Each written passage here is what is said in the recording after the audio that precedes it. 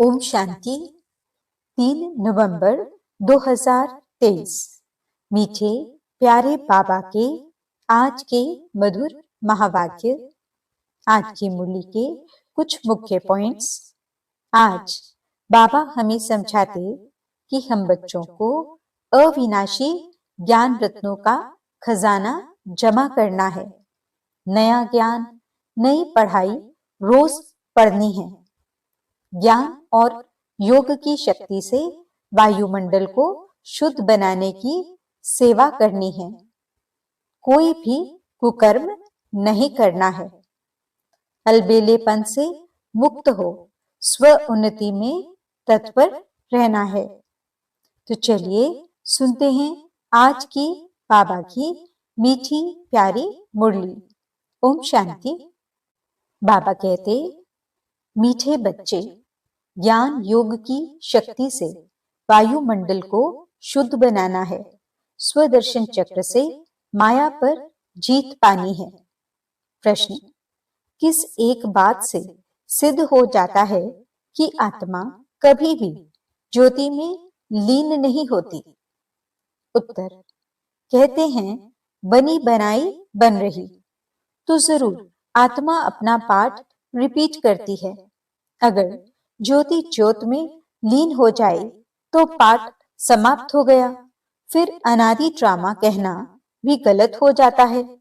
आत्मा एक पुराना चोला छोड़ दूसरा नया लेती है, लीन नहीं होती। गीत। ओ दूर के मुसाफिर, हमको भी साथ ले ले। ओम शांति। अब जो योगी और ज्ञानी बच्चे हैं, जो औरों को समझा सकते हैं, वह इस गीत का अर्थ यथार्थ रीति समझ सकते हैं। जो भी मनुष्य मात्र हैं, सब कब्र दाखिल हैं। कब्र दाखिल उनको कहा जाता है जिनकी ज्योति उझाई हुई होती है, जो तमो प्रधान है, जिन्होंने स्थापना की है और जन्म बाय जन्म पालना अर्थ निमित्त बने हुए हैं। उन सब ने अपने जन्म पूरे कर लिए हैं। आदि से लेकर अंत तक किस किस धर्म की स्थापना हुई है, हिसाब निकाल सकते हैं। हद का जो नाटक होता है, उसमें भी मुख्य ड्रामा के क्रिएटर, डायरेक्टर, एक्टर जो होते हैं, उनका ही मान होता है। कितनी प्राइज मिलती है, जलवा दिखलाते हैं ना। तुम्हारा फिर है ज्ञान योग का जलवा। अब मनुष्यों को यह तो पता नहीं है कि मौत सामने है। हम इस ड्रामा में कितने जन्म लेते हैं, कहां से आते हैं, डिटेल सभी जन्मों को तो हम तुम नहीं जान सकते हैं। बाकी इस समय हमारा भविष्य के लिए पुरुषार्थ चल रहा है। देवता तो बनेंगे, परंतु किस पद को पाएंगे, उसके लिए पुरुषार्थ करना है। तुम जानते हो, इन लक्ष्मी नारायण ने 84 जन्म लिए हैं। अब यह जरूर राजा रानी बनेंगे। फीचर्स भी जानते हैं, प्रैक्टिकल में साक्षात्कार कराते हैं। भक्ति मार्ग में भी साक्षात्कार होते हैं। वह तो जिसका ध्यान करते हैं उनका साक्षात्कार होता है। चित्र श्री कृष्ण का सांवरा देखा, उसका ध्यान करेंगे तो ऐसा साक्षात्कार हो जाएगा। बाकी श्री कृष्ण ऐसा सांवरा है नहीं। मनुष्यों को इन बातों का ज्ञान तो कुछ भी रहता नहीं है। अभी तुम प्रैक्टिकल में हो, सूक्ष्म वतन में भी देखते हो, वैकुंठ में भी देखते हो। आत्मा और परमात्मा का ज्ञान है। आत्मा का ही साक्षात्कार होता है। यहाँ तुम जो साक्षात्कार करते हो, उसकी तुम्हारे पास नॉलेज है। बाहर वालों को भल आत्मा का साक्षात्कार होता है, परंतु नॉलेज नहीं है। वह तो आत्मा सो परमात्मा कह देते। आत्मा स्टार तो बरोबर है ही, यह तो बहुत दिखाई पड़ते हैं। जितने मनुष्य हैं उतनी आत्माएं हैं। मनुष्यों के शरीर इन आंखों से देखने में आते हैं। आत्मा को दिव्य दृष्टि द्वारा देखा जा सकता है। मनुष्यों के रंग रूप भिन्न भिन्न हैं, आत्माएं भिन्न भिन्न नहीं, सब एक जैसी ही हैं। सिर्फ पाठ हर आत्मा का भिन्न भिन्न है। जैसे मनुष्य छोटे बड़े होते हैं, वैसे आत्मा छोटी बड़ी नहीं होती है। आत्मा की साइज एक ही है। अगर आत्मा ज्योति में लीन हो जाए तो पाठ रिपीट कैसे करेगी? गाया भी जाता है, बनी बनाई बन रही। यह अनादि वर्ल्ड ड्रामा चक्र लगाता रहता है। यह तुम बच्चे जानते हो। मच्छरों सदृश आत्माएं वापस जाती हैं। मच्छरों को तो इन आंखों से देखा जाता है, आत्मा को दिव्य दृष्टि बिना देख नहीं सकते। सतयुग में तो आत्मा के साक्षात्कार की दरकार नहीं रहती। समझते हैं कि हम आत्मा को एक पुराना शरीर छोड़ दूसरा नया लेना है। परमात्मा को तो जानते ही नहीं। अगर परमात्मा को जानते तो सृष्टि चक्र को भी जानना चाहिए। तो गीत में कहते हैं, हमको भी साथ ले लो। पिछाड़ी में बहुत पछताते हैं। सबको निमंत्रण मिलता है।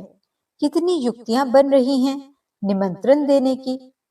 पीस पीस तो सब कहते हैं, लेकिन पीस का अर्थ कोई भी समझते नहीं है। पीस कैसे होती है वह तुम जानते हो। जैसे घानी में सरसों पीस जाते हैं, वैसे सबके शरीर विनाश में खत्म हो जाते हैं। आत्माएं नहीं पीसेंगी, वह तो चली जाएंगी। ऐसे लिखा हुआ भी है कि आत्माएं मच्छरों सदृश भागती हैं। ऐसे तो नहीं सब परमात्माएं भागेंगे। मनुष्य कुछ भी समझते नहीं।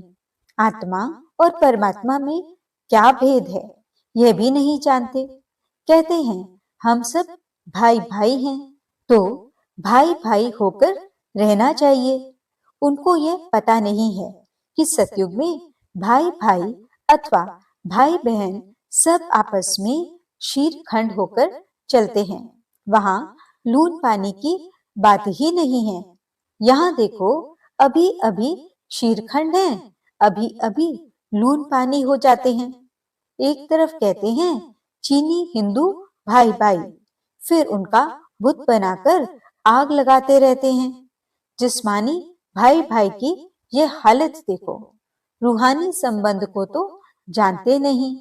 तुमको बाप समझाते हैं, अपने को आत्मा समझना है, देह अभिमान में फंसना नहीं है। कोई कोई देह अभिमान में फंस पड़ते हैं। बाप कहते हैं देह सहित देह के जो भी संबंध हैं सबको छोड़ना है। ये मकान आदि सब भूलो।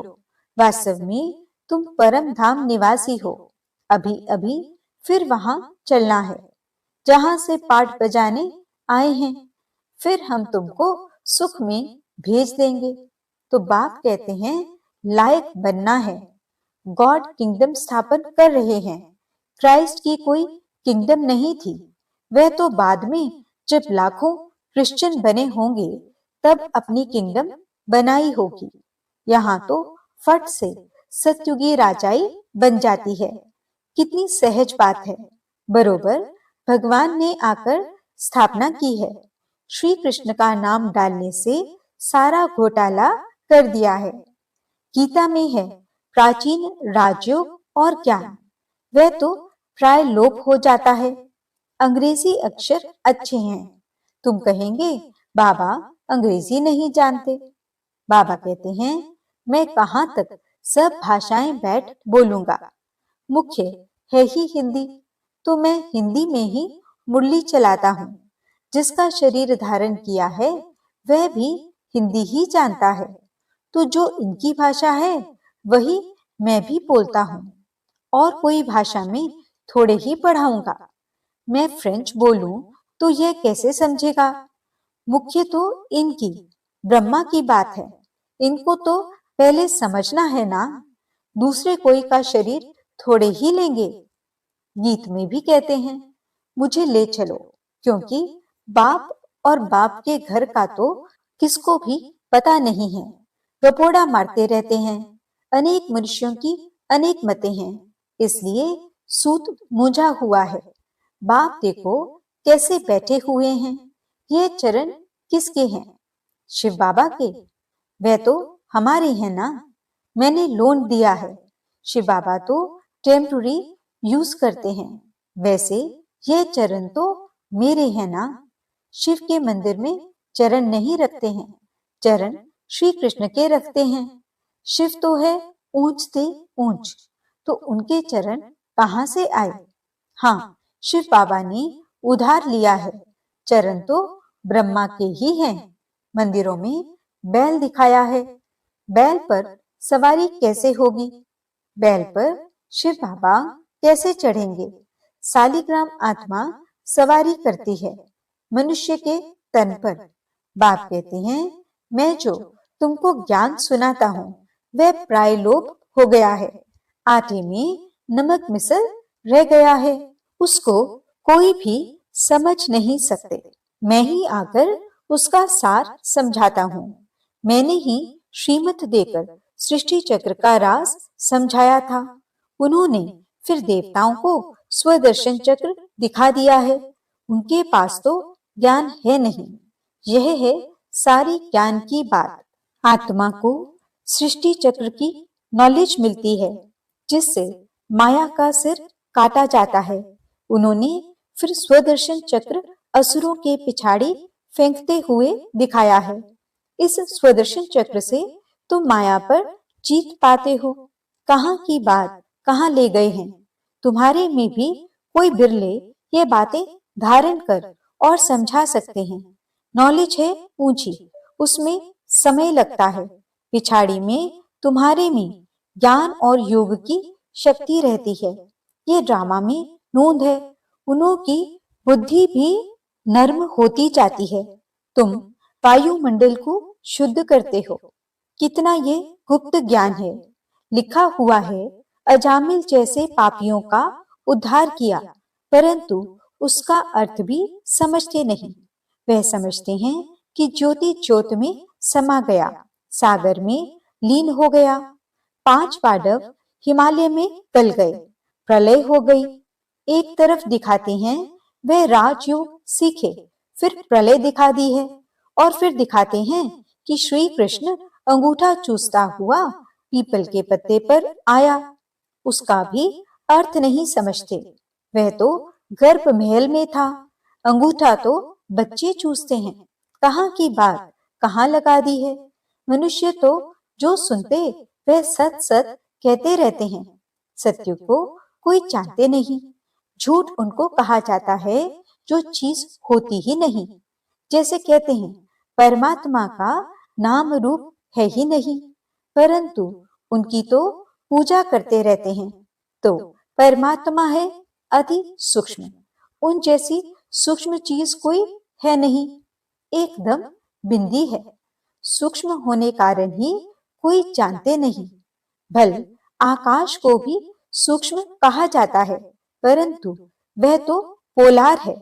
5 तत्व हैं। 5 तत्वों के शरीर में आकर प्रवेश करते हैं। वह कितनी सूक्ष्म चीज है, एकदम बिंदी है। स्टार कितना छोटा है। यहाँ परमात्मा स्टार बाजू में आकर बैठे तब तो बोल सके। कितनी सूक्ष्म बातें हैं। मोटी बुद्धि वाले तो जरा भी समझ न सके। बाप कितनी अच्छी अच्छी बातें समझाते हैं। ड्रामा अनुसार जो कल्प पहले पाठ बजाया है वही बजाते हैं। बच्चे समझते हैं बाबा रोज आकर नई नई बातें सुनाते हैं, तो नया ज्ञान होगा ना। तो रोज पढ़ना पड़े। रोज कोई नहीं आते हैं तो फ्रेंड के पास जाकर पूछते हैं कि आज क्लास में क्या हुआ। यहाँ तो कोई पढ़ना ही छोड़ देते हैं। बस कह देते हैं अविनाशी ज्ञान रत्नों का वर्षा नहीं चाहिए। अरे पढ़ना छोड़ा तो तुम्हारा क्या हाल होगा। बाप से वर्षा क्या लेंगे। बस तकदीर में नहीं है। यहाँ स्थूल मिल्कियत की तो कोई बात नहीं है। ज्ञान का खजाना बाप से मिलता है। वह मिल्कियत आदि तो सब कुछ विनाश होना है, उसका नशा कोई रख न सके। बाप से ही वर्षा मिलना है। तुम्हारे पास भल करोड़ों की मिल्कियत है, वह भी मिट्टी में मिल जानी है। इस समय की ही सारी बात है। यह भी लिखा हुआ है कि किसकी दबी रहेगी धूल में, किसकी जलाए आग। इस समय की बातें पिछाड़ी में चली आती हैं। विनाश तो अभी होना है, विनाश के बाद फिर है स्थापना। अभी वह स्थापना कर रहे हैं, वह है अपनी राजधानी। तुम दूसरों के लिए नहीं करते हो, जो कुछ करेंगे वह अपने लिए। जो श्रीमत पर चलेगा वह मालिक बनेगा। तुम तो नए विश्व में, नए भारत के मालिक बनते हो। नए विश्व अर्थात सतयुग में तुम मालिक थे, अभी ये पुराना युग है। फिर तुमको पुरुषार्थ कराया जाता है नई दुनिया के लिए। कितनी अच्छी अच्छी बातें समझने की हैं। आत्मा और परमात्मा का ज्ञान, सेल्फ रियलाइजेशन। सेल्फ का फादर कौन है? बाप कहते हैं, मैं आता हूँ तुम आत्माओं को सिखलाने। अब फादर को रियलाइज किया है फादर द्वारा। बाप समझाते हैं, तुम हमारे सिकिलदे बच्चे हो। कल्प के बाद फिर से आकर मिले हो वर्षा लेने के लिए, तो पुरुषार्थ करना चाहिए ना। नहीं तो बहुत पछताना होगा, बहुत सजा खानी पड़ेगी। जो बच्चे बनकर और फिर कुकर्म करते हैं, उनकी तो बात मत पूछो। ड्रामा में देखो बाबा का कितना पाठ है, सब कुछ दे दिया। बाबा फिर कहते हैं, भविष्य 21 जन्मों के लिए रिटर्न दूंगा। आगे तुम इनडायरेक्ट देते थे, तो भविष्य में एक जन्म के लिए देता था। अभी डायरेक्ट देते हो, तो भविष्य 21 जन्मों के लिए इंश्योर कर देता हूँ। डायरेक्ट इनडायरेक्ट में कितना फर्क है?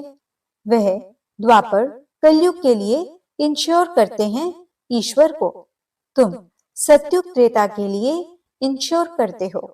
डायरेक्ट होने के कारण 21 जन्मों के लिए मिलता है।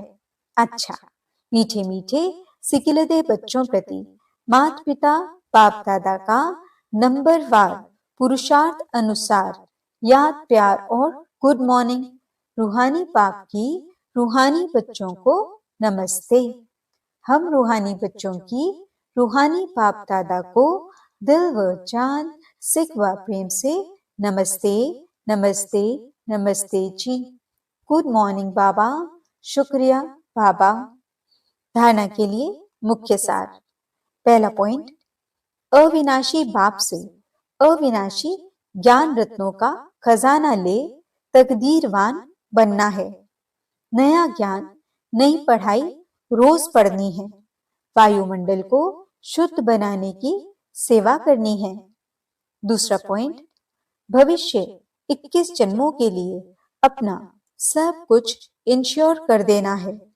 बाप का बनने के बाद कोई भी कुकर्म नहीं करना है।